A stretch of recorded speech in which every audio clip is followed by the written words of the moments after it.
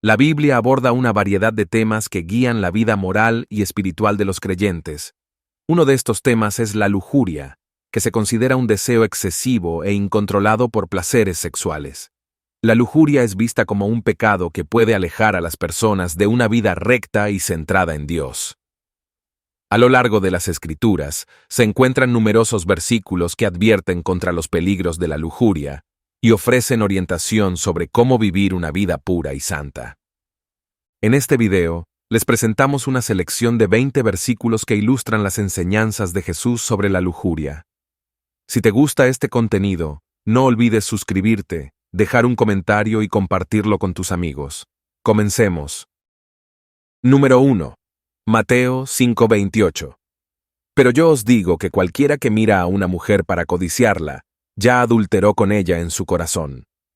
Mateo 5:28 es una de las enseñanzas de Jesús durante el Sermón del Monte, y aborda la cuestión del adulterio desde una perspectiva más profunda que las leyes tradicionales judías de la época.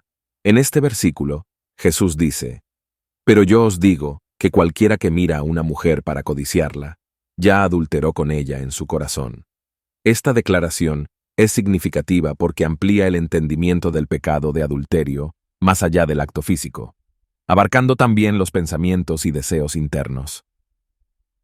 En el contexto cultural y religioso de la época, el adulterio era considerado un pecado grave, pero la interpretación común se centraba principalmente en el acto físico de infidelidad. Jesús, sin embargo, introduce una nueva dimensión moral y espiritual. Él enseña que los pensamientos y las intenciones del corazón son igualmente importantes. Según esta enseñanza, el pecado no se limita a las acciones externas, sino que también incluye las actitudes y deseos internos. Al decir que cualquiera que mira a una mujer para codiciarla, ya adulteró con ella en su corazón, Jesús está subrayando la importancia de la pureza interna. La lujuria, definida como un deseo sexual intenso y descontrolado, se convierte en un problema no solo por sus potenciales consecuencias externas, sino por su impacto en la pureza del corazón y la mente de la persona. Jesús llama a sus seguidores a un estándar de santidad que va más allá de las acciones visibles, instándolos a mantener una integridad interna que alinee sus pensamientos y deseos con la voluntad de Dios. Este enfoque también enfatiza la responsabilidad individual en la lucha contra la lujuria. No se trata solo de evitar comportamientos externos inapropiados, sino de cultivar un corazón y una mente que estén en armonía con los principios divinos. La mirada lujuriosa, según Jesús, es un indicativo de un corazón que necesita ser transformado y purificado. En lugar de simplemente reprimir acciones pecaminosas, se requiere una transformación profunda del ser interno. Además, esta enseñanza tiene implicaciones significativas para las relaciones interpersonales y la manera en que los individuos se ven y tratan entre sí. Al prohibir incluso los deseos lujuriosos, Jesús está promoviendo una cultura de respeto y dignidad hacia los demás, reconociendo la humanidad y el valor intrínseco de cada persona. La lujuria, al objetivar a otros, deshumaniza y degrada tanto al objeto del deseo como a quien desea. Número 2. Primera a los Corintios 6:18. Huid de la fornicación. Cualquier otro pecado que el hombre comete está fuera del cuerpo, mas el que fornica contra su propio cuerpo peca. En Primera a los Corintios 6:18, el apóstol Pablo exhorta a los creyentes a huir de la fornicación. Cualquier otro pecado que el hombre comete está fuera del cuerpo, mas el que fornica contra su propio cuerpo peca. Esta declaración es una advertencia contundente sobre los peligros y las consecuencias de la fornicación, entendida como cualquier actividad sexual fuera del matrimonio. Pablo enfatiza que la fornicación es un pecado especialmente grave porque afecta directamente al cuerpo, que según la doctrina cristiana, es templo del Espíritu Santo. Este concepto de que el cuerpo es un templo sugiere que el cuerpo debe ser tratado con el mismo respeto y reverencia que se tendría por un lugar sagrado. En otras palabras, la integridad física y espiritual del cuerpo debe ser mantenida y protegida. Al decir que cualquier otro pecado que el hombre comete está fuera del cuerpo, Pablo diferencia la fornicación de otros tipos de pecados. Mientras que muchos pecados pueden tener consecuencias externas o afectar a otras personas, la fornicación tiene un impacto profundo y directo en la persona misma. Este pecado implica una unión física y emocional que, fuera del contexto del matrimonio, deshonra y degrada el cuerpo. Pablo considera que el acto de fornicar no solo viola un mandamiento divino, sino que también va en contra de la naturaleza misma del cuerpo como templo sagrado. Además, Pablo utiliza la metáfora del cuerpo como templo para destacar la importancia de la pureza sexual en la vida del creyente. La unión sexual es vista como algo profundamente significativo y sagrado, diseñado por Dios para ser expresado dentro del matrimonio. Fuera de este contexto, se convierte en una distorsión del propósito divino y lleva a la persona a un estado de impureza y separación de la santidad de Dios. El llamado a huir de la fornicación implica una acción proactiva y decidida para evitar situaciones que puedan llevar a este pecado. No se trata simplemente de resistir la tentación cuando surge, sino de tomar medidas preventivas para mantenerse alejado de cualquier circunstancia que pueda conducir a la fornicación. Este consejo subraya la seriedad con la que Pablo, y por extensión, la enseñanza cristiana, trata el tema de la pureza sexual. La advertencia de Pablo también tiene una dimensión comunitaria. En el contexto de la iglesia de Corinto, que enfrentaba numerosos desafíos relacionados con la moralidad sexual, este versículo sirve como una guía clara y directa para los creyentes. La fornicación no solo afecta al individuo, sino que también puede tener repercusiones negativas en la comunidad de fe, dañando las relaciones y comprometiendo el testimonio de la iglesia. Número 3. Primera a los Tesalonicenses 4:3-5. Pues la voluntad de Dios es vuestra santificación, que os apartéis de fornicación, que cada uno de vosotros sepa tener su propia esposa en santidad y honor, no en pasión de concupiscencia, como los gentiles que no conocen a Dios. En Primera a los Tesalonicenses 4:3-5, el apóstol Pablo aborda el tema de la santificación y la pureza sexual, enfatizando que la voluntad de Dios para los creyentes es su santificación, lo que incluye apartarse de la fornicación. Pablo subraya que la santificación no es simplemente una opción o un ideal abstracto, sino una expectativa concreta para todos los que siguen a Cristo. La santificación, en este contexto, implica un proceso de purificación y consagración a Dios. Es un llamado a vivir de una manera que refleje el carácter santo de Dios, abarcando todas las áreas de la vida, pero con un enfoque particular en la moralidad sexual. Apartarse de la fornicación significa evitar toda actividad sexual fuera del matrimonio, reconociendo la santidad del cuerpo y la importancia de la pureza sexual. Pablo destaca que cada creyente debe saber tener su propia esposa en santidad y honor, lo que implica una relación matrimonial basada en el respeto mutuo y la devoción a Dios. El matrimonio es visto como una institución sagrada, diseñada por Dios para ser un reflejo de su amor y fidelidad. Mantener esta relación en santidad y honor significa que ambos cónyuges deben tratarse con respeto y dignidad, y que la relación sexual dentro del matrimonio debe ser una expresión de amor y compromiso, no de lujuria descontrolada. La comparación con los gentiles que no conocen a Dios es significativa. Pablo está llamando a los creyentes a diferenciarse de aquellos que no siguen a Dios, quienes pueden vivir conforme a pasiones desordenadas y concupiscencias. La concupiscencia, entendida como un deseo sexual intenso y desordenado, es opuesta a la pureza y la santidad. Los gentiles, en este contexto, representan una vida sin la guía y los mandamientos de Dios, lo que resulta en prácticas inmorales y deshonrosas.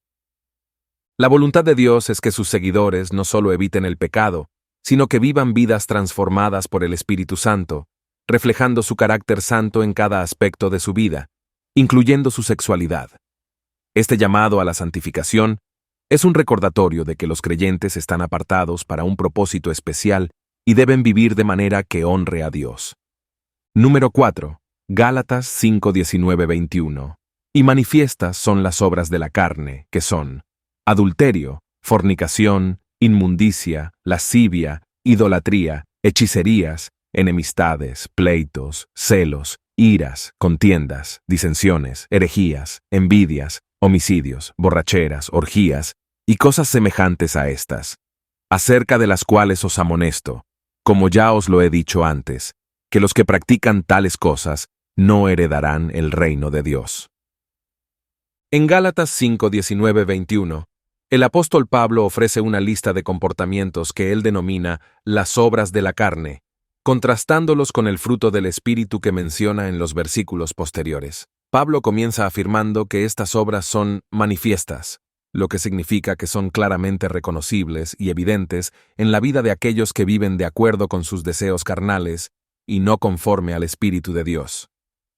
La lista comienza con pecados sexuales: adulterio, fornicación, inmundicia y lascivia.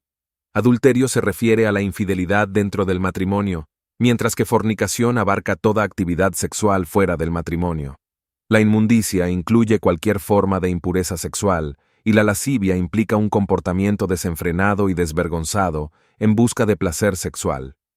Estos pecados sexuales son un reflejo de un corazón y una mente no sometidos a la voluntad de Dios, y muestran una falta de respeto por el diseño divino de la sexualidad y el matrimonio. La lista continúa con pecados relacionados con la idolatría y la hechicería. La idolatría es la adoración de ídolos o cualquier cosa que se coloca por encima de Dios en nuestras vidas. La hechicería se refiere a prácticas ocultas y mágicas que buscan manipular el mundo espiritual, desviando la confianza y la dependencia de Dios. Pablo también menciona pecados que dañan las relaciones interpersonales, como enemistades, pleitos, celos, iras, contiendas, disensiones y herejías. Estos comportamientos fomentan la división y el conflicto dentro de la comunidad, erosionando el amor y la unidad que deben caracterizar a los seguidores de Cristo. Las enemistades y pleitos implican hostilidad y disputas, mientras que los celos y las iras reflejan emociones incontroladas que pueden llevar a acciones destructivas. Las contiendas y disensiones son causantes de divisiones dentro de la comunidad de fe, y las herejías se refieren a enseñanzas y creencias que distorsionan la verdad del Evangelio. Además, Pablo incluye envidias, homicidios, borracheras y orgías. La envidia es un deseo resentido de las posesiones o cualidades de otros, y puede llevar a comportamientos perjudiciales. Los homicidios, por supuesto, son el extremo de la violencia contra otro ser humano. Las borracheras y orgías representan la indulgencia excesiva y descontrolada en el alcohol y el placer sexual, reflejando una vida dominada por el deseo de gratificación inmediata. Pablo concluye advirtiendo que los que practican tales cosas no heredarán el reino de Dios. Esta advertencia subraya la gravedad de estos pecados y su incompatibilidad con la vida en el reino de Dios. Practicar estos comportamientos de manera habitual y sin arrepentimiento demuestra una vida no transformada por el Espíritu Santo y ajena a la voluntad de Dios. Número 5. Proverbios 6, 25-26. No codicies su hermosura en tu corazón, ni ella te prenda con sus ojos, porque a causa de la mujer ramera, el hombre es reducido a un bocado de pan, y la mujer caza la preciosa alma del varón. Proverbios 6, 25-26 ofrece una advertencia poderosa sobre los peligros de la lujuria y el impacto destructivo que puede tener en la vida de una persona. El pasaje comienza con una exhortación clara: no codicies su hermosura en tu corazón, ni ella te prenda con sus ojos. Aquí, la Escritura aborda directamente el tema de los deseos internos y las tentaciones visuales.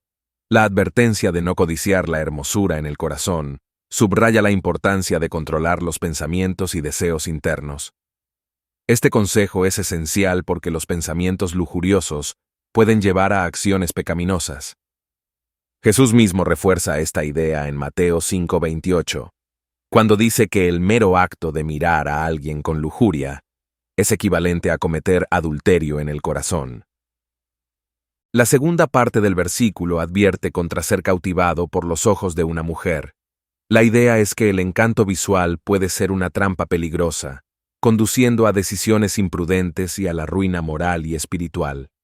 Los ojos, en este contexto, simbolizan el poder de la seducción y la atracción física, que pueden nublar el juicio y llevar a una persona por el camino del pecado. El versículo 26 explica las consecuencias de caer en la trampa de la lujuria. porque a causa de la mujer ramera el hombre es reducido a un bocado de pan, y la mujer caza la preciosa alma del varón. Esta declaración es una advertencia sobre las repercusiones tangibles y destructivas de sucumbir a la lujuria. La mujer ramera representa la tentación sexual y la promiscuidad. Al decir que el hombre es reducido a un bocado de pan, el proverbio indica que la lujuria puede llevar a la degradación y a la pobreza. Esto puede entenderse tanto literal como figurativamente. Literalmente, un hombre puede perder su fortuna, sus bienes y su posición debido a decisiones impulsadas por la lujuria. Figurativamente, su dignidad y su valor moral se reducen a nada, como un simple bocado de pan. La frase «la mujer caza la preciosa alma del varón» subraya el impacto profundo y devastador de la lujuria. No solo afecta el bienestar físico y material, sino que también corrompe la esencia misma de la persona, su alma. El término caza sugiere una trampa deliberada, implicando que la lujuria puede ser una fuerza insidiosa y calculada que atrapa y destruye a sus víctimas. La preciosa alma del varón representa su valor intrínseco y su integridad, que son comprometidos cuando cede a los deseos lujuriosos. Número 6. Job 31:1. Hice pacto con mis ojos, ¿cómo pues había yo de mirar a una virgen? Job 31:1 presenta un principio clave de la integridad personal y la pureza moral mediante la declaración de Job. Hice pacto con mis ojos, ¿cómo pues había yo de mirar a una virgen? Esta declaración surge en un contexto en el que Job defiende su carácter y su conducta ante Dios y sus amigos. Job está haciendo un compromiso consciente y deliberado para evitar incluso el deseo lujurioso, comenzando con sus pensamientos y miradas. La expresión «hice pacto con mis ojos» sugiere una decisión intencional y solemne de controlar lo que ve y, por extensión, lo que permite que influya en sus pensamientos y deseos. En el antiguo contexto cultural y religioso, hacer un pacto era una acción muy seria, implicando un compromiso firme y duradero. Job no solo está evitando el acto físico de adulterio o fornicación, sino que está tomando medidas preventivas para mantener su pureza interna. Controlar los ojos es una manera de controlar los deseos y pensamientos que pueden llevar a pecados mayores. La segunda parte del versículo, ¿cómo pues había yo de mirar a una virgen?, amplía esta idea al señalar específicamente la tentación de mirar a una joven con deseo. En la sociedad patriarcal de Job, la mirada lujuriosa hacia una mujer joven y virgen sería vista como una falta de respeto y una transgresión de las normas morales y sociales. Job reconoce el poder de la vista para influir en el corazón y la mente, y está comprometido a no permitir que sus ojos lo lleven al pecado. Este versículo subraya la importancia de la pureza y la santidad en la vida de un creyente. Job está determinado a evitar cualquier pensamiento o deseo que pueda comprometer su integridad y su relación con Dios. La mirada lujuriosa es vista no solo como una tentación externa, sino como una amenaza interna a la pureza del corazón. Al hacer un pacto con sus ojos, Job se está protegiendo de caer en la trampa del deseo desordenado y la lujuria. La declaración de Job también tiene implicaciones más amplias para la vida espiritual y ética de los creyentes. La pureza no es solo una cuestión de evitar acciones externas pecaminosas, sino de cultivar un corazón y una mente que estén alineados con los valores y principios divinos. Esto requiere una vigilancia constante y un compromiso personal de evitar incluso las formas más sutiles de tentación. En un sentido práctico, este versículo nos invita a reflexionar sobre cómo utilizamos nuestros sentidos y a ser conscientes de las influencias que permitimos en nuestras vidas. En un mundo donde las imágenes y los estímulos visuales están omnipresentes, el llamado a hacer un pacto con nuestros ojos es más relevante que nunca. Nos desafía a ser intencionales en nuestras elecciones y a proteger nuestra pureza interior, reconociendo que lo que vemos puede tener un impacto profundo en lo que pensamos y en cómo actuamos. Número 7. Romanos 13:14. Andemos como de día, honestamente, no en glotonerías y borracheras, no en lujurias y lascivias, no en contiendas y envidia, sino vestíos del Señor Jesucristo, y no proveáis para los deseos de la carne. Romanos 13:14 ofrece una exhortación clara y práctica para vivir una vida que refleje la luz y la santidad del Evangelio. En estos versículos, el apóstol Pablo insta a los creyentes a andar como de día, honestamente, lo que implica vivir con integridad, transparencia y rectitud, características asociadas con la luz del día, en contraste con las actividades ocultas y pecaminosas que a menudo se llevan a cabo en la oscuridad. La metáfora del día sugiere una vida abierta y visible que no tiene nada que ocultar y que está alineada con los valores de Dios. Pablo continúa enumerando comportamientos que deben ser evitados, no en glotonerías y borracheras, no en lujurias y lascivias, no en contiendas y envidia. Estas conductas representan excesos y desórdenes que son incompatibles con una vida cristiana. Las glotonerías y borracheras reflejan una falta de autocontrol y una indulgencia excesiva en los placeres físicos, que desvían a la persona de una vida de sobriedad y moderación. Las lujurias y lascivias abarcan deseos sexuales desordenados y comportamientos sexuales inapropiados, que corrompen la pureza y deshonran el cuerpo, que es templo del Espíritu Santo. Las contiendas y la envidia son actitudes y acciones que fomentan la división y el conflicto entre las personas, contrarias al llamado cristiano a la paz, la unidad y el amor fraternal. Pablo no solo da instrucciones sobre lo que debe evitarse, sino que también proporciona una solución positiva: vestíos del Señor Jesucristo. Esta metáfora de vestirse implica adoptar y asumir plenamente la identidad y el carácter de Cristo. Significa permitir que la presencia y los valores de Cristo permeen cada aspecto de la vida del creyente. Vestirse de Cristo conlleva adoptar sus enseñanzas, su compasión, su amor y su santidad, de modo que la vida del creyente refleje cada vez más la de su Señor.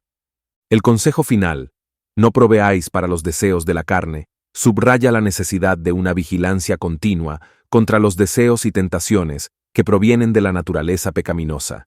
Proveer para los deseos de la carne implica anticipar y satisfacer estos deseos, lo cual Pablo advierte en contra. En lugar de buscar formas de gratificar estos deseos, los creyentes deben centrarse en vivir conforme al Espíritu, buscando aquello que agrada a Dios y que edifica tanto al individuo como a la comunidad. Estos versículos en su conjunto presentan un llamado a una vida transformada que se aparta de los excesos y los deseos desordenados para abrazar una existencia centrada en Cristo y sus valores.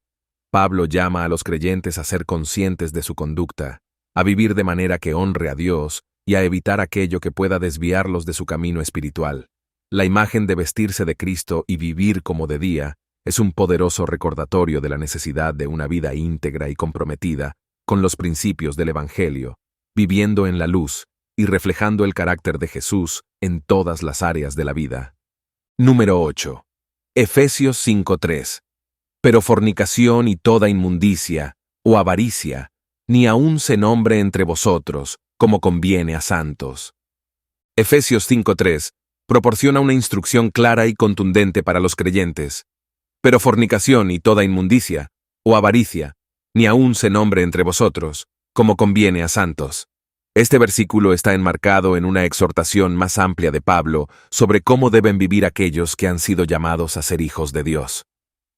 La enseñanza se centra en la pureza y la conducta moral que debe caracterizar a los seguidores de Cristo. La fornicación, referida aquí, se entiende como cualquier tipo de actividad sexual fuera del matrimonio.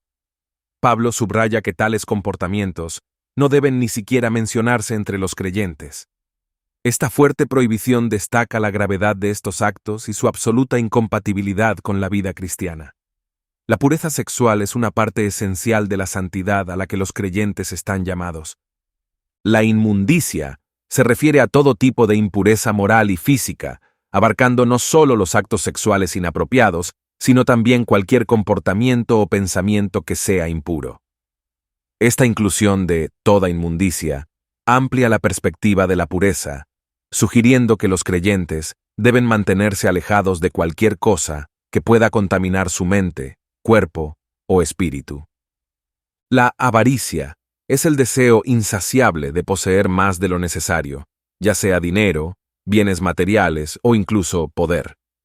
La inclusión de la avaricia junto a la fornicación y la inmundicia subraya que los deseos desordenados, sean sexuales o materiales, son igualmente dañinos para la vida espiritual.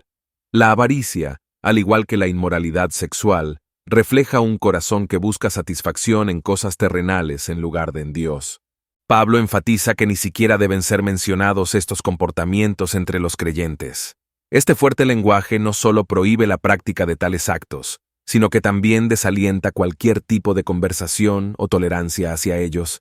La idea es que los santos, es decir, aquellos que han sido apartados para Dios, deben vivir de manera que su conducta y sus conversaciones reflejen su llamado a la santidad. La santidad implica una separación de todo lo que es impuro o pecaminoso y una dedicación a vivir de acuerdo con los principios divinos. La frase «como conviene a santos» señala que los creyentes tienen una identidad especial y una responsabilidad de vivir de acuerdo con esa identidad. Ser santo significa ser apartado para Dios, y por lo tanto, la vida del creyente debe estar marcada por la pureza y la integridad en todos los aspectos. Este estándar de vida no es simplemente una expectativa externa, sino una expresión de la transformación interna que ha ocurrido a través de la fe en Cristo. El llamado de Pablo a evitar incluso la mención de tales pecados es una invitación a una vida de integridad y a un testimonio que glorifique a Dios. La comunidad de creyentes debe ser un reflejo de la pureza y la santidad de Dios, y esto se logra no solo mediante la abstención de comportamientos pecaminosos, sino también mediante la creación de un ambiente donde tales comportamientos no son tolerados ni discutidos favorablemente. Número 9. Colosenses 3:5. Haced morir, pues, lo terrenal en vosotros: fornicación, impureza, pasiones desordenadas, malos deseos y avaricia, que es idolatría. Colosenses 3:5 es una exhortación del apóstol Pablo que llama a los creyentes a una transformación radical y continua de su vida moral y espiritual. En este versículo Pablo dice: Haced morir, pues, lo terrenal en vosotros: fornicación, impureza, pasiones desordenadas, malos deseos y avaricia, que es idolatría. Esta instrucción es parte de una sección más amplia en la que Pablo habla sobre la vida nueva en Cristo y la necesidad de dejar atrás las viejas maneras de vivir. La expresión «haced morir» es fuerte y enérgica, sugiriendo no solo una simple evitación de los pecados, sino una acción decidida y continua para erradicarlos completamente de la vida del creyente. Esto implica un esfuerzo activo para eliminar cualquier cosa que esté en contra de la voluntad de Dios y que no sea compatible con la nueva identidad en Cristo. La metáfora de la muerte aquí subraya la necesidad de una ruptura completa y definitiva con los antiguos patrones de comportamiento pecaminoso. Lo terrenal se refiere a las cosas de la naturaleza humana caída que están en oposición a los valores y principios del reino de Dios. Estas cosas terrenales abarcan una variedad de pecados y deseos desordenados que Pablo enumera específicamente: fornicación, impureza, pasiones desordenadas, malos deseos y avaricia. La fornicación se refiere a cualquier actividad sexual fuera del matrimonio, un pecado que Pablo considera particularmente destructivo, tanto para la persona como para la comunidad de fe. La impureza abarca una amplia gama de conductas y pensamientos inmorales, no limitándose solo a lo sexual, sino también a cualquier forma de contaminación moral. Las pasiones desordenadas son deseos intensos y descontrolados que pueden llevar a comportamientos pecaminosos, reflejando una falta de autocontrol y una entrega a los impulsos carnales. Los malos deseos se refieren a cualquier tipo de deseos pecaminosos, no solo relacionados con la sexualidad, sino también con cualquier otra área de la vida, donde los deseos pueden desviarse de los propósitos de Dios. La avaricia es el deseo insaciable de obtener más de lo necesario, ya sea en términos de dinero, bienes materiales o poder. Pablo destaca la avaricia como idolatría porque pone el deseo de posesiones por encima de Dios, haciendo de las cosas materiales un ídolo que compite con la adoración y la lealtad debidas a Dios. La identificación de la avaricia como idolatría es particularmente significativa porque muestra cómo los deseos desordenados no son simplemente una cuestión de ética personal, sino una cuestión de adoración y lealtad espiritual. La idolatría en este contexto no se refiere solo a la adoración de ídolos de madera o piedra, sino a cualquier cosa que desplace a Dios del lugar central en la vida de una persona. Pablo llama a los creyentes a una vida de santidad y pureza, que refleje su nueva identidad en Cristo. Este llamado no es solo a nivel individual, sino que también tiene implicaciones para la comunidad de fe. Una comunidad que hace morir lo terrenal en ellos es una comunidad que vive en armonía con los valores del reino de Dios, mostrando al mundo un ejemplo de lo que significa ser transformado por la gracia y el poder de Cristo. Número 10. Santiago 1, 14, 15. Sino que cada uno es tentado, cuando de su propia concupiscencia es atraído y seducido. Entonces la concupiscencia, después que ha concebido, da a luz el pecado, y el pecado, siendo consumado, da a luz la muerte. Santiago 1, 14, 15 ofrece una perspectiva profunda sobre la naturaleza de la tentación y el proceso por el cual el pecado se desarrolla y lleva a sus consecuencias finales. Estos versículos explican cómo la tentación no proviene de Dios, sino de los propios deseos desordenados de la persona. Este entendimiento es crucial para una correcta comprensión de la lucha contra el pecado y la importancia de la santidad personal. El pasaje comienza aclarando que cada uno es tentado, cuando de su propia concupiscencia es atraído y seducido. La palabra concupiscencia se refiere a los deseos desordenados y fuertes inclinaciones hacia lo que es prohibido o pecaminoso. Estos deseos surgen del interior de la persona, reflejando la naturaleza humana caída que tiende hacia el pecado. La atracción y seducción de estos deseos indican que la tentación es un proceso interno, donde la mente y el corazón son tironeados hacia el pecado. Santiago describe este proceso con una metáfora de la concepción y el nacimiento. La concupiscencia concibe cuando la persona cede a estos deseos, permitiendo que germinen en su mente y corazón. Este acto de ceder a la tentación es el primer paso hacia el pecado, un momento crítico donde la decisión de resistir o sucumbir determina el curso de acción. Al permitir que estos deseos tomen forma, se inicia un proceso de desarrollo del pecado.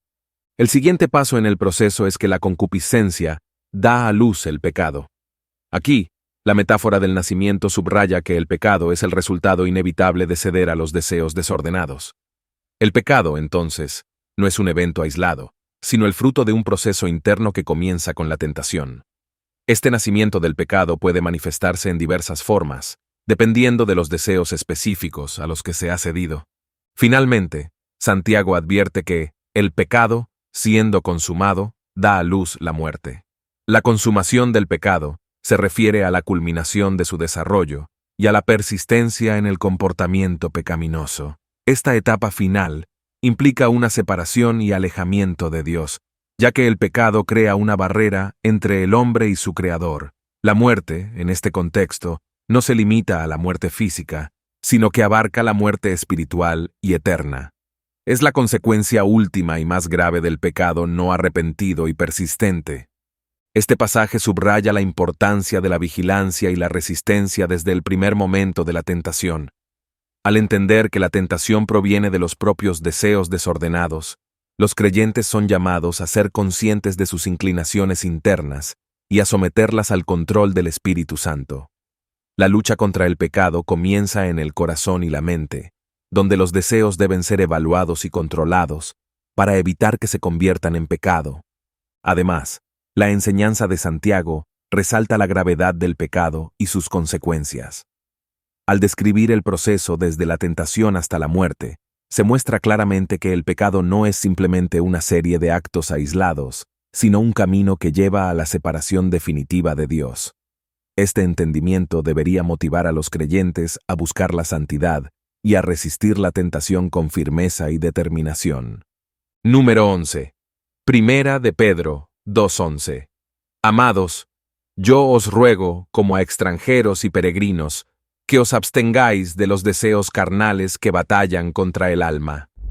Primera de Pedro 2:11 ofrece una exhortación afectuosa y urgente a los creyentes, presentándolos como amados y apelando a su identidad como extranjeros y peregrinos. Pedro utiliza estas designaciones para enfatizar que los cristianos no pertenecen a este mundo de manera definitiva, sino que están en un viaje hacia su hogar celestial. Esta perspectiva es crucial para entender la exhortación que sigue: que os abstengáis de los deseos carnales que batallan contra el alma. Al llamarlos extranjeros y peregrinos, Pedro recuerda a los creyentes que su verdadera ciudadanía está en el cielo y que su estancia en la tierra es temporal. Esta identidad debería influir profundamente en cómo viven sus vidas, enfocándose en lo eterno en lugar de en lo temporal. La idea de ser peregrinos también implica un viaje con un propósito y destino claro, y durante este viaje deben evitar las distracciones y tentaciones que podrían desviarlos del camino.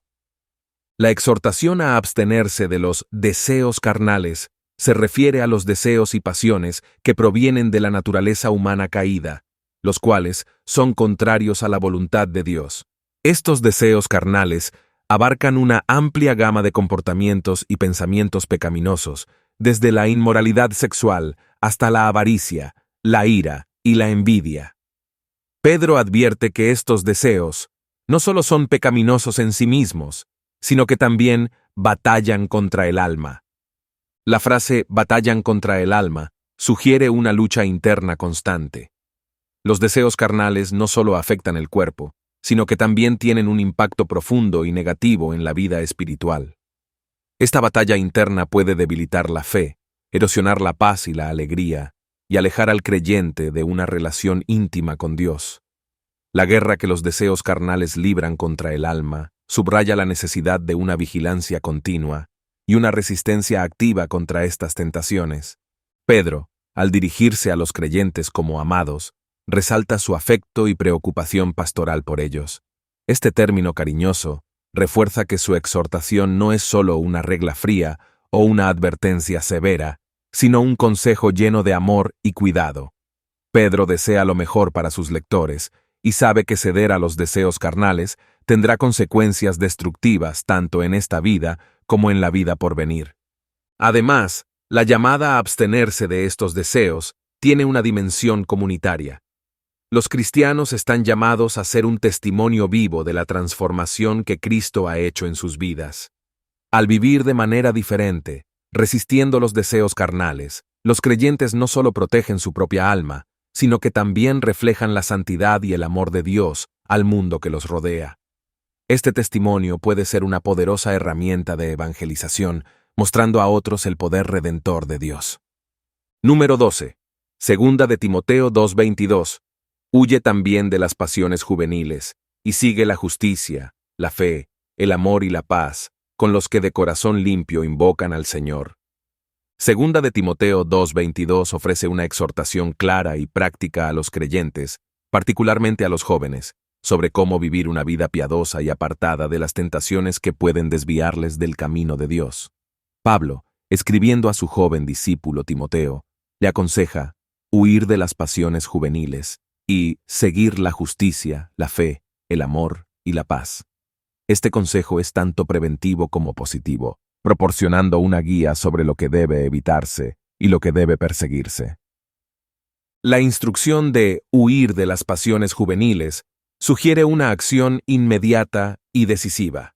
Las pasiones juveniles se refieren a los deseos y tentaciones que son especialmente fuertes durante la juventud, como la lujuria, la impulsividad, el orgullo, la ambición desmedida y otros impulsos que pueden llevar a comportamientos pecaminosos. Pablo no aconseja a Timoteo que simplemente resista estas pasiones, sino que huya de ellas, indicando que es esencial evitar situaciones y contextos donde estas tentaciones puedan surgir. La palabra huir implica una acción rápida y determinada, mostrando la seriedad de evitar cualquier cosa que pueda llevar al pecado. Además de huir de las pasiones juveniles, Pablo insta a Timoteo a seguir activamente la justicia, la fe, el amor y la paz. Este llamado a seguir estos principios positivos sugiere que la vida cristiana no se trata solo de evitar el mal, sino de perseguir activamente lo que es bueno y agradable a Dios. Seguir la justicia implica vivir de acuerdo con los principios de rectitud y moralidad que Dios ha establecido.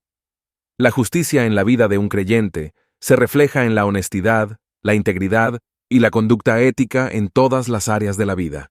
Seguir la fe significa confiar en Dios y vivir de acuerdo con esa confianza, mostrando fidelidad y lealtad a sus mandamientos y promesas. La fe no es solo una creencia intelectual, sino una confianza activa que se manifiesta en acciones y decisiones diarias. Seguir el amor implica un compromiso con el bienestar de los demás, reflejando el amor de Dios en todas las relaciones interpersonales. El amor cristiano es sacrificial y desinteresado, buscando siempre el bien del prójimo. Seguir la paz significa buscar y mantener la armonía y la reconciliación en todas las relaciones. La paz es tanto un estado interno de tranquilidad como una práctica externa de evitar conflictos y promover la unidad. Pablo también menciona que estas virtudes deben ser perseguidas con los que de corazón limpio invocan al Señor. Esto resalta la importancia de la comunidad en la vida cristiana. La compañía de otros creyentes que también buscan vivir en santidad y pureza es crucial para el crecimiento espiritual y la perseverancia en la fe. La comunidad proporciona apoyo, rendición de cuentas y un ejemplo de vida piadosa, ayudando a cada miembro a mantenerse firme en su camino espiritual. En este contexto, invocar al Señor de corazón limpio se refiere a una vida de integridad y pureza, sin hipocresía ni doblez. Es una llamada a una devoción genuina y sincera a Dios, que se manifiesta tanto en la oración como en la conducta diaria. Número 13. Primera de Juan 2:16. Porque todo lo que hay en el mundo, los deseos de la carne, los deseos de los ojos y la vanagloria de la vida, no proviene del Padre, sino del mundo. Primera de Juan 2:16 ofrece una reflexión profunda sobre la naturaleza de las tentaciones y deseos que apartan a los creyentes de la voluntad de Dios. Juan identifica 3 categorías de tentaciones que abarcan prácticamente todas las áreas de la vida humana: los deseos de la carne, los deseos de los ojos y la vanagloria de la vida. Estas tentaciones, según Juan, no provienen del Padre, sino del mundo, y representan una fuente de corrupción y alejamiento de la verdadera comunión con Dios. Los deseos de la carne se refieren a los impulsos y apetitos físicos que, aunque naturales en sí mismos, pueden volverse pecaminosos cuando se buscan de manera desordenada o fuera de los límites establecidos por Dios. Esto incluye no solo la lujuria y la inmoralidad sexual, sino también otros deseos como la glotonería, la pereza y cualquier forma de indulgencia excesiva. La carne, en este contexto, simboliza la naturaleza humana caída que busca la satisfacción inmediata y egoísta, sin considerar las consecuencias espirituales. Los deseos de los ojos aluden a la codicia y la envidia que surgen al ver lo que otros tienen y desearlo para uno mismo. Este tipo de deseo es alimentado por lo que se ve y se percibe como deseable, y puede llevar a la avaricia, el robo y la deshonestidad. Los ojos son una puerta importante por la que entra la tentación, ya que a menudo lo que vemos puede encender en nosotros un deseo intenso que nos desvía del camino de la rectitud. Este deseo visual puede incluir el materialismo y el consumismo, donde las personas se dejan llevar por la apariencia y el brillo de las posesiones mundanas. La vanagloria de la vida se refiere al orgullo y la arrogancia que resultan de las posesiones, los logros y las posiciones sociales.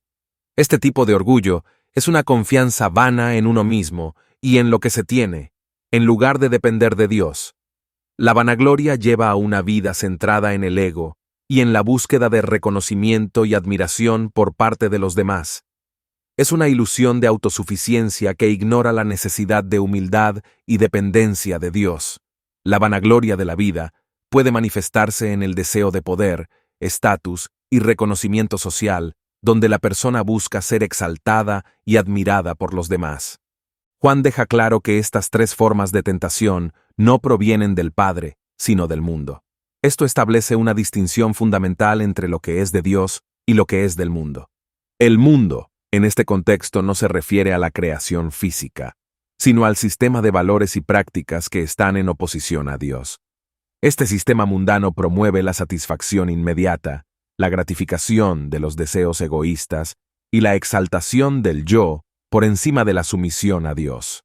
La afirmación de que estos deseos no provienen del Padre implica que no son parte del propósito o el diseño de Dios para la humanidad. Dios, en su santidad y bondad, no desea que sus hijos sean esclavos de sus deseos carnales, visuales o de vanagloria. En cambio, Él llama a sus hijos a vivir en conformidad con su voluntad, buscando primero su reino y su justicia, y confiando en que Él proveerá todo lo necesario para la vida y la piedad. Este pasaje invita a los creyentes a examinar sus vidas y a reconocer las áreas donde pueden estar sucumbiendo a estas tentaciones. Al identificar y resistir estos deseos, los creyentes pueden vivir de una manera que refleje su identidad en Cristo y su compromiso con los valores del reino de Dios. La lucha contra estos deseos es continua y requiere dependencia del Espíritu Santo, quien capacita a los creyentes para vivir en santidad y verdad. Número 14. Mateo 15:19. Porque del corazón salen los malos pensamientos, los homicidios, los adulterios, las fornicaciones, los hurtos, los falsos testimonios, las blasfemias. Mateo 15:19 proporciona una visión crucial sobre la naturaleza del pecado y su origen. Jesús dice, porque del corazón salen los malos pensamientos, los homicidios, los adulterios, las fornicaciones, los hurtos, los falsos testimonios, las blasfemias. Esta declaración resalta que el problema del pecado es fundamentalmente interno, radicado en el corazón humano, y no meramente externo o superficial. El corazón en la Biblia se refiere al centro del ser humano, donde residen los pensamientos, deseos, emociones y voluntad. Es la fuente de la personalidad y el carácter, el lugar donde se toman decisiones morales y espirituales. Jesús enfatiza que los pecados no son simplemente acciones externas, sino manifestaciones de un problema más profundo que reside en el corazón. Este entendimiento subraya la necesidad de una transformación interna para abordar verdaderamente el problema del pecado. Jesús menciona una serie de pecados específicos que emanan del corazón. 1. Malos pensamientos. Estos incluyen todo tipo de pensamientos inmorales y negativos que pueden llevar a acciones pecaminosas. Los pensamientos son poderosos y pueden dar forma a las actitudes y comportamientos. Jesús enseña que la batalla contra el pecado comienza en la mente y el corazón, donde se originan los pensamientos. 2. Homicidios. El acto de quitar la vida a otra persona es uno de los pecados más graves. Jesús aclara que el homicidio no solo es un acto físico, sino que comienza con sentimientos de ira, odio y desprecio en el corazón. Según Mateo 5:21-22, Jesús enseña que incluso el enojo injusto contra otro es comparable al asesinato. 3. Adulterios. La infidelidad matrimonial es otro pecado que Jesús dice que se origina en el corazón. Mateo 5:27-28 amplía esta idea al enseñar que incluso mirar a alguien con lujuria es cometer adulterio en el corazón. Esto muestra que los deseos internos son tan importantes como las acciones externas. 4. Fornicaciones. La inmoralidad sexual en general, que incluye todas las formas de actividad sexual fuera del matrimonio, también surge del corazón. Los deseos sexuales desordenados y no controlados pueden llevar a acciones que deshonran a Dios y a los demás. 5. Hurtos. El robo es una acción que refleja un corazón codicioso y egoísta. El deseo de tomar lo que no nos pertenece muestra una falta de contentamiento y respeto por la propiedad de otros. 6. Falsos testimonios. Mentir y dar falso testimonio dañan la confianza y las relaciones. Estos actos reflejan un corazón que no valora la verdad y que busca manipular y controlar situaciones a través del engaño. 7. Blasfemias. Hablar irreverentemente contra Dios o las cosas sagradas refleja un corazón que no respeta ni teme a Dios. La blasfemia puede tomar muchas formas, desde el uso casual e irrespetuoso del nombre de Dios hasta la abierta rebelión y desprecio por lo divino. Al señalar que todos estos pecados proceden del corazón, Jesús está desafiando la noción de que la piedad puede lograrse simplemente a través de la adherencia a reglas y rituales externos. En el contexto del pasaje, Jesús está respondiendo a los fariseos y escribas que criticaban a sus discípulos por no seguir las tradiciones de purificación ceremonial. Jesús argumenta que la verdadera pureza no se trata de lavarse las manos, sino de tener un corazón limpio. Este énfasis en el corazón destaca la necesidad de una transformación espiritual profunda, que solo puede lograrse a través de la obra del Espíritu Santo. La regeneración y santificación del corazón son esenciales para vivir una vida que verdaderamente honre a Dios. No se trata solo de cambiar el comportamiento externo, sino de permitir que Dios transforme el corazón desde dentro. Número 15. Marcos 7, 21-23. Porque de dentro, del corazón de los hombres, salen los malos pensamientos, los adulterios, las fornicaciones, los homicidios, los hurtos, las avaricias, las maldades, el engaño, la lascivia, la envidia, la maledicencia, la soberbia, la insensatez. Todas estas maldades de dentro salen y contaminan al hombre. Marcos 7, 21-23 ofrece una perspectiva profunda sobre la naturaleza humana y el origen del pecado. Jesús enseña que de dentro, del corazón de los hombres, salen los malos pensamientos, los adulterios, las fornicaciones, los homicidios, los hurtos, las avaricias, las maldades, el engaño, la lascivia, la envidia, la maledicencia, la soberbia, la insensatez. Todas estas maldades de dentro salen y contaminan al hombre. Esta enseñanza resalta que el verdadero problema del pecado es interno y radica en el corazón humano. Jesús comienza afirmando que de dentro, del corazón de los hombres, salen una serie de pecados. El corazón, en la Biblia, es visto como el centro de la personalidad, donde se originan los pensamientos, deseos y decisiones. La corrupción del corazón humano es la raíz de todos los comportamientos pecaminosos. Esto desafía la idea de que el pecado es simplemente el resultado de influencias externas o circunstancias. En cambio, Jesús enseña que el pecado proviene de lo más profundo de nuestro ser. Los pecados enumerados por Jesús abarcan una amplia gama de comportamientos y actitudes pecaminosas. 1. Malos pensamientos. Estos incluyen todo tipo de pensamientos inmorales y negativos que pueden llevar a acciones pecaminosas. Jesús destaca que el pecado comienza en la mente, subrayando la importancia de la pureza mental y emocional. 2. Adulterios. La infidelidad matrimonial comienza con deseos y pensamientos lujuriosos. Jesús enseña que incluso el deseo de cometer adulterio es equivalente al acto mismo. Mateo 5, 27-28. 3. Fornicaciones. La inmoralidad sexual, que incluye cualquier actividad sexual fuera del matrimonio, surge del deseo desordenado y la falta de control sobre los impulsos sexuales. 4. Homicidios. El asesinato, un pecado extremo, comienza con la ira, el odio y el desprecio en el corazón. Jesús enseñó que incluso el enojo injusto es comparable al homicidio. Mateo 5, 21-22. 5. Hurtos. El robo refleja la codicia y el deseo de tomar lo que no pertenece a uno. Este pecado muestra una falta de respeto por la propiedad de los demás y una falta de contentamiento con lo que se tiene. 6. Avaricias. La avaricia es el deseo insaciable de obtener más de lo necesario.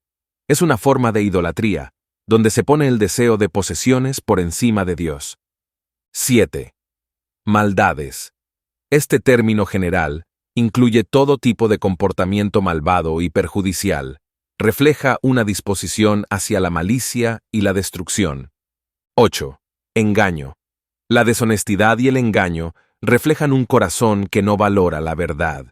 El engaño puede manifestarse en mentiras, fraudes y manipulaciones. 9. Lascivia. Este término se refiere a un comportamiento sexualmente inmoral y desvergonzado.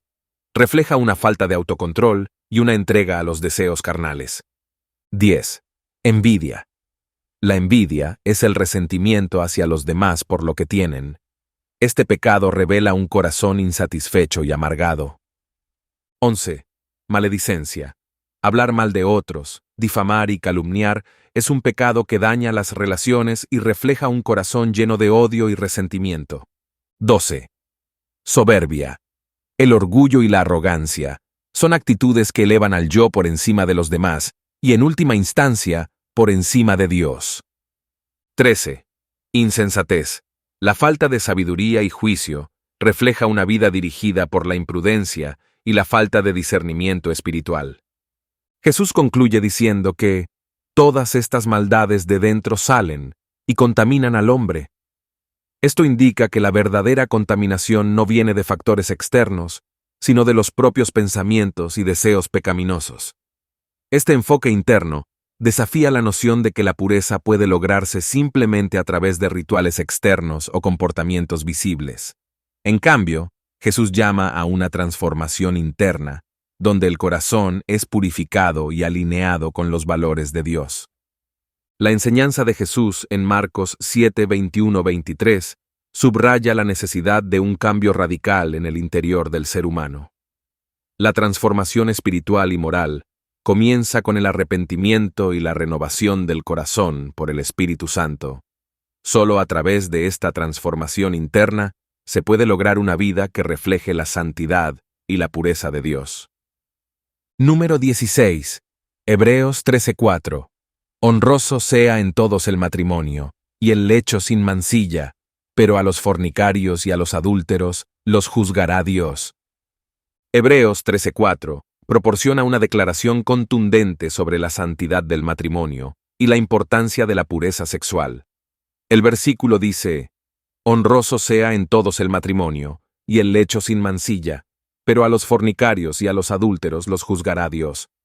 Esta afirmación contiene dos partes esenciales: una exhortación positiva sobre el valor y la pureza del matrimonio, y una advertencia severa sobre las consecuencias del pecado sexual. La primera parte del versículo, honroso sea en todos el matrimonio, y el lecho sin mancilla, destaca la importancia del matrimonio como una institución sagrada y digna de respeto. El matrimonio es presentado como una relación honorable que debe ser respetada por todos.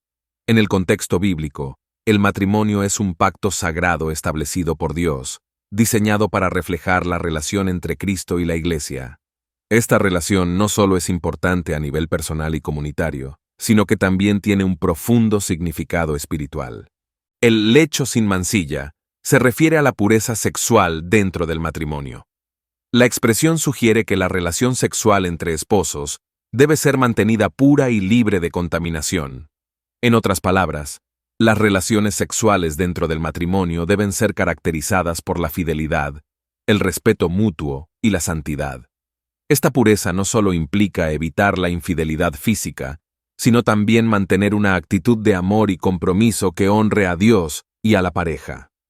La segunda parte del versículo, pero a los fornicarios y a los adúlteros los juzgará Dios, introduce una advertencia clara sobre las consecuencias del pecado sexual. La fornicación se refiere a cualquier relación sexual fuera del matrimonio, mientras que el adulterio se refiere a la infidelidad dentro del matrimonio. Ambos son vistos como graves transgresiones que violan la santidad del cuerpo y el propósito divino del matrimonio. La declaración de que los juzgará Dios enfatiza la seriedad con la que Dios trata estos pecados.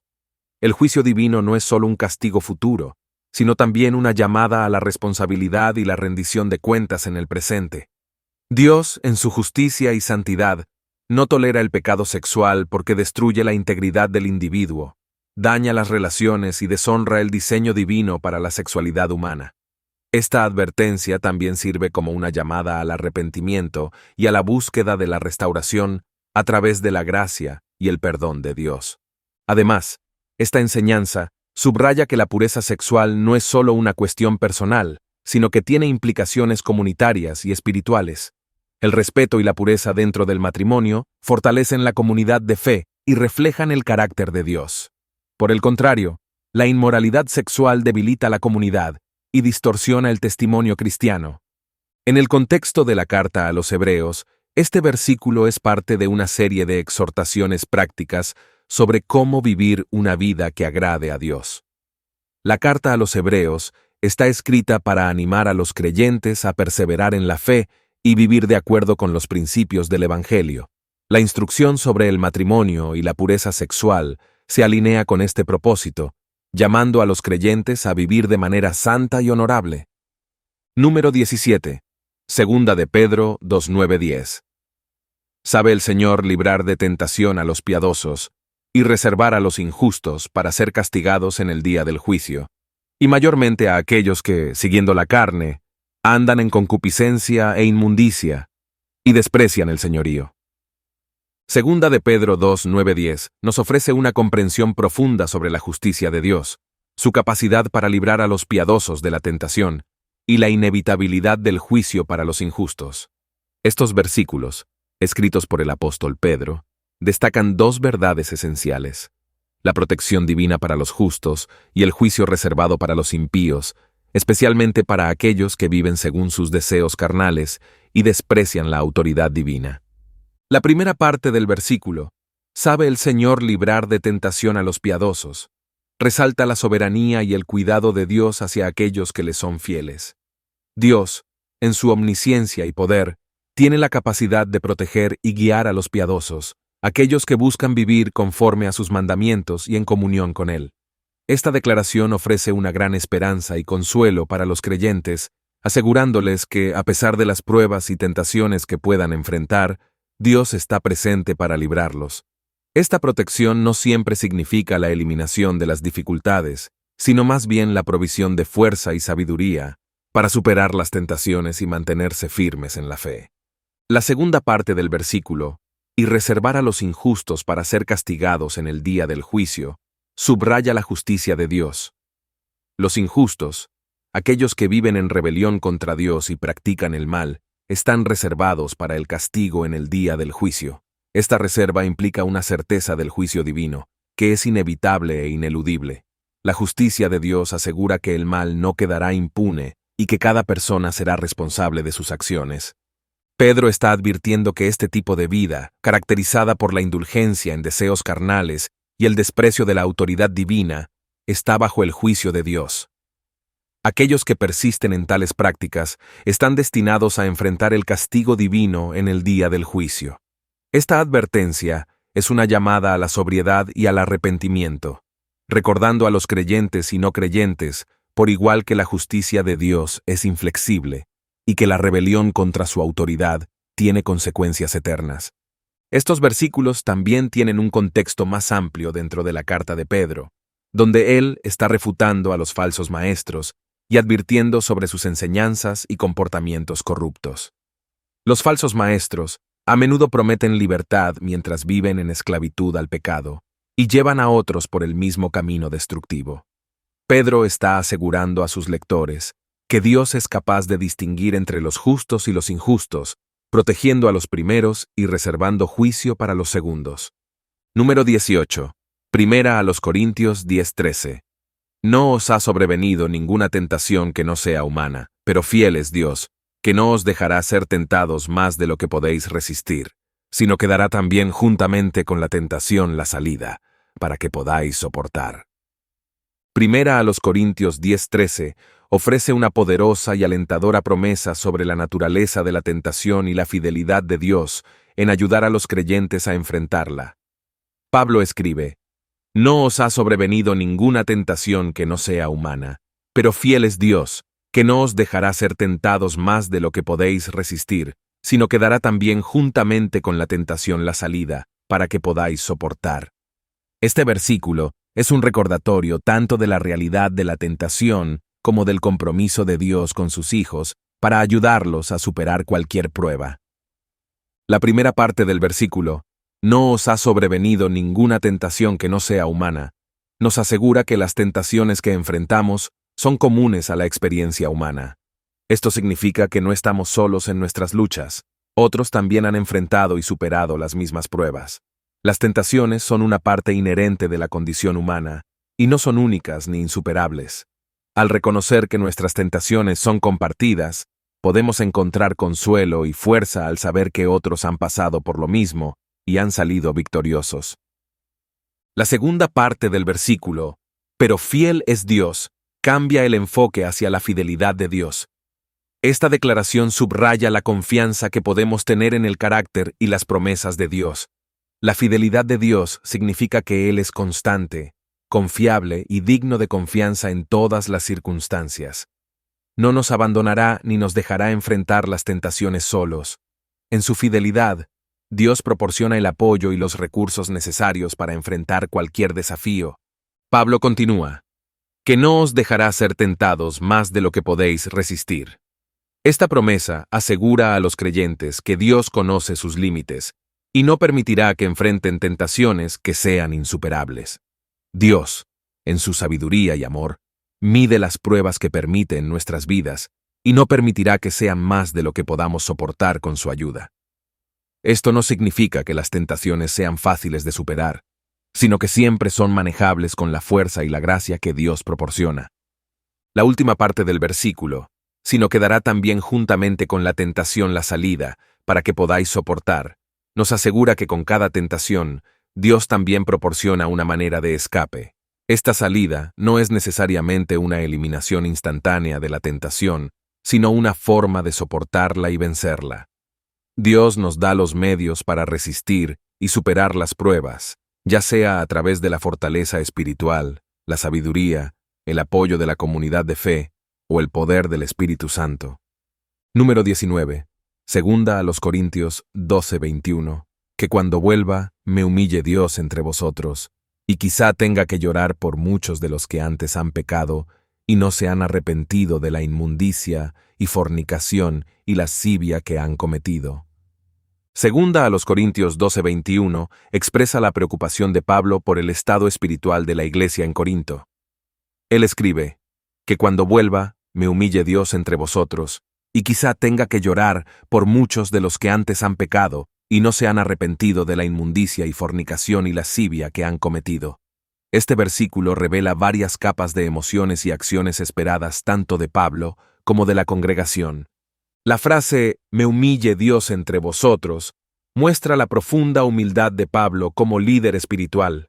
Pablo anticipa que, si encuentra a la iglesia en un estado de pecado no arrepentido, sentirá una gran tristeza y humillación.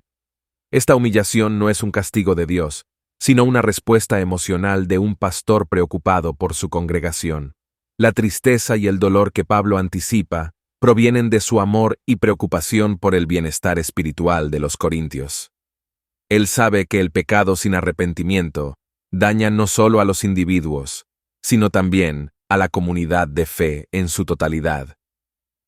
La expresión quizá tenga que llorar muestra la intensidad de los sentimientos de Pablo. Él anticipa lágrimas de tristeza por aquellos que han persistido en el pecado sin arrepentimiento. Llorar por los pecados de otros refleja el profundo cuidado pastoral de Pablo y su solidaridad con el sufrimiento y la lucha espiritual de su congregación. Sus lágrimas también indican una intercesión sincera y un llamado urgente al arrepentimiento. Pablo se refiere específicamente a muchos de los que antes han pecado y no se han arrepentido de la inmundicia y fornicación y lascivia que han cometido. Aquí menciona 3 tipos de pecados sexuales. 1. Inmundicia. Este término abarca una amplia gama de impurezas morales y físicas. En el contexto bíblico, la inmundicia a menudo se refiere a comportamientos que contaminan el cuerpo y el espíritu, alejando a las personas de la santidad que Dios requiere. 2. Fornicación. La fornicación se refiere a cualquier actividad sexual fuera del matrimonio. Pablo condena este comportamiento porque viola el diseño divino para la sexualidad y el matrimonio y tiene graves consecuencias espirituales y relacionales. 3. Lascivia. La lascivia implica una conducta sexualmente inmoral y desvergonzada, caracterizada por un comportamiento licencioso y sin control. Este término sugiere una entrega desenfrenada a los deseos sexuales, sin consideración por las normas morales o la dignidad personal. Pablo está profundamente preocupado por aquellos que persisten en estos pecados sin arrepentirse. El arrepentimiento es esencial en la vida cristiana, porque implica un reconocimiento del pecado, una confesión sincera y una decisión de cambiar de comportamiento. Sin arrepentimiento, los creyentes permanecen en un estado de separación de Dios, y su relación con Él y con la comunidad de fe se ve gravemente afectada. La falta de arrepentimiento también indica una resistencia al Espíritu Santo, que es quien convence al mundo de pecado, justicia y juicio. Juan 16:8. Cuando los creyentes ignoran la convicción del Espíritu y persisten en el pecado, están rechazando la gracia y la misericordia de Dios. Pablo espera que su tristeza y llanto motiven a los corintios a considerar seriamente su condición espiritual y a buscar el arrepentimiento genuino. Su carta es una llamada a la reflexión y a la acción. Al compartir sus emociones, Pablo también muestra un modelo de liderazgo pastoral que se preocupa profundamente por el bienestar espiritual de la congregación. Número 20. Proverbios 7:25, 27. No se desvíe tu corazón a sus caminos, no yerres en sus veredas, porque a muchos ha hecho caer heridos, y aún los más fuertes han sido muertos por ella. Camino al Seol es su casa, que conduce a las cámaras de la muerte. Proverbios 7:25-27 ofrece una advertencia contundente sobre los peligros de la seducción y la lujuria, representados en la figura de una mujer adúltera. Estos versículos forman parte de un pasaje más amplio en el que un padre instruye a su hijo sobre los peligros de caer en las trampas de la inmoralidad sexual. La advertencia es clara y directa. No se desvíe tu corazón a sus caminos, no yerres en sus veredas, porque a muchos ha hecho caer heridos, y aún los más fuertes han sido muertos por ella. Camino al Seol es su casa, que conduce a las cámaras de la muerte. El primer consejo: no se desvíe tu corazón a sus caminos, subraya la importancia de la intención y la dirección del corazón. En la Biblia, el corazón es visto como el centro de los pensamientos, deseos y decisiones. Desviar el corazón hacia los caminos de la seducción implica permitir que los pensamientos y deseos se alejen de los principios de la sabiduría y la justicia. Este desvío inicial es peligroso porque el pecado a menudo comienza en el corazón antes de manifestarse en acciones externas. Mantener el corazón enfocado en lo correcto es fundamental para evitar caer en la tentación. La frase «no yerres en sus veredas» complementa este consejo, advirtiendo contra la acción de seguir los caminos de la seducción. Errar en sus veredas significa no solo pensar en la tentación, sino también actuar según esos pensamientos. Las veredas representan las decisiones y acciones que uno toma, y seguir las veredas de la inmoralidad lleva inevitablemente a la destrucción. Esta advertencia es una llamada a la vigilancia constante y a la toma de decisiones sabias que mantengan a uno alejado de situaciones peligrosas. El versículo 26 amplía esta advertencia al señalar las consecuencias devastadoras de seguir estos caminos. Porque a muchos ha hecho caer heridos, y aún los más fuertes han sido muertos por ella.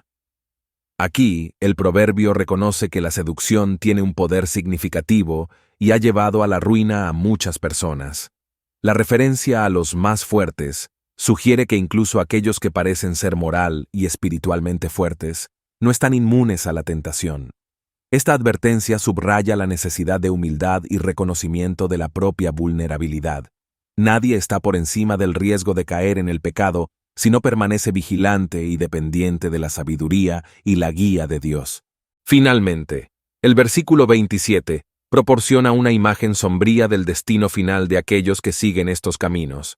Camino al Seol es su casa, que conduce a las cámaras de la muerte. El Seol, en la tradición hebrea, es el lugar de los muertos, una morada sombría y sin esperanza. Describir la casa de la mujer adúltera como un camino al Seol y un lugar que conduce a las cámaras de la muerte es una manera enfática de decir que la inmoralidad sexual lleva a la destrucción espiritual y potencialmente a la muerte física. Este destino no es solo una cuestión de consecuencias naturales del pecado, sino también del juicio divino sobre la inmoralidad.